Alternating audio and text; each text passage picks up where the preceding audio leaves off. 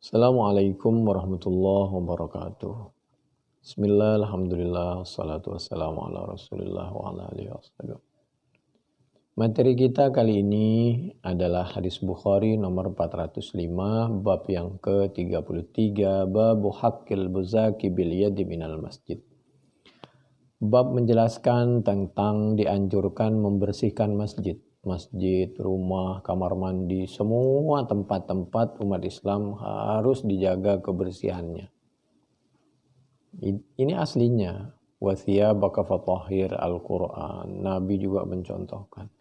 Bahkan kalau ada kotoran apa saja, termasuk di masjid, Nabi sendiri tidak segan-segan langsung membersihkannya. Ada sampah langsung diambil. Tangan Nabi ringan untuk membersihkan sampah, membersihkan kotoran. Pernah dulu ada dahak atau ingus di masjid, langsung oleh Nabi dibersihkan. Bayangkan.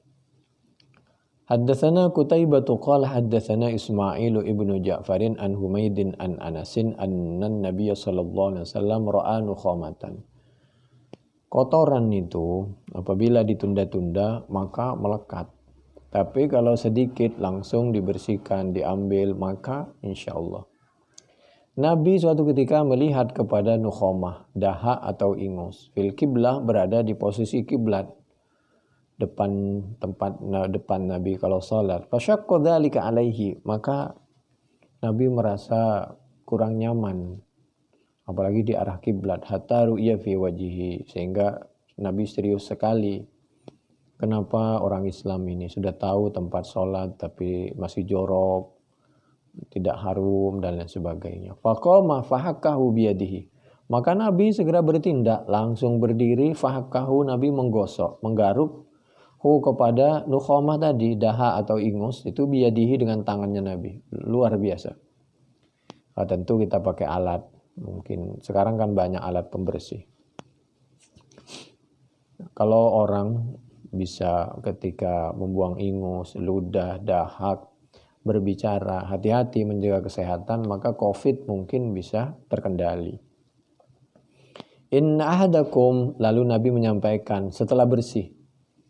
Bukan marah-marah dulu, dibersihkan dulu, selesai baru Nabi menyampaikan, mudah-mudahan tidak terjadi lagi. Inna ahadakum, bahwa salah satu kalian idza qama fi sholatihi, apabila berdiri siapa ahad fi sholatihi, di sholatnya, fa innahu, maka sungguhnya ahad yunaji, yaitu sedang berdoa rabbahu, kepada Tuhannya. Seperti kita berhadapan dengan orang yang sangat penting. Apa mungkin di depan kita lalu kita kotorin? Apa mungkin kita sambil berbicara atau menyampaikan sesuatu tapi wajahnya tidak menatap, badannya tidak menatap? Alangkah kurang sopannya. Artinya dijaga dari segi etika, akhlak, kebersihan, segala macam. Oleh karena itu ketika sholat dianjurkan pakaiannya, kesopanannya, kebersihannya, dan lain sebagainya, gerakannya. Karena kehidupan sebenarnya itu waktu sholat itu. Kalau waktu sholat saja sudah tidak rapi, gedebak-gedebuk, buru-buru, banyak yang dipikirkan, apalagi di luar sholat. Au inna rabbahu, karena Tuhan kamu, Tuhannya, bainahu, diantaranya, Tuhannya ahad, dan dia yang sedang sholat itu, wa bainal kiblah, dan diantara kiblat. Ini sebagai pelajaran, bukan berarti Allah di depan kita, bukan, karena Allah tidak butuh tempat, tidak butuh arah, tidak butuh bergerak, tidak butuh naik dan turun.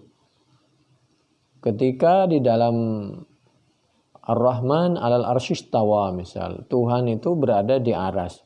Tidak juga, karena Allah nggak butuh tempat. Aras itu makhluk ciptaan Allah. Di dalam penjelasan lain, bahwa Allah itu berada di depan orang yang sholat.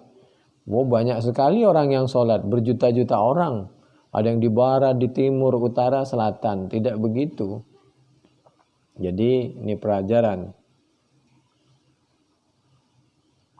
Bahwa maksudnya Allah itu sedang menyaksikan, mengetahui, memberi pahala, memberi kenikmatan, mengangkat derajat orang yang sholat. Allah bangga dengan orang yang sholat karena dia sedang berusaha melembutkan hatinya. Mana ada orang sholat itu mencaci maki, lisannya kotor, ribut, berantem, gerakannya kayak nggak ada. Orang sholat itu berusaha melembutkan hati. Dari gerakannya, ucapannya, tatapannya, semua dibersihkan, dijaga. Mana ada orang sholat menatap kemaksiatan? Nggak ada. Nah, itulah pelajaran sedang sholat itu. Kenapa? Merasa diawasi oleh Allah. Oleh karena itu ada hadis ketika kita sholat gak benar, nanti kepalanya itu seperti keledai. Fala yabzuqanna ahadukum kibalah.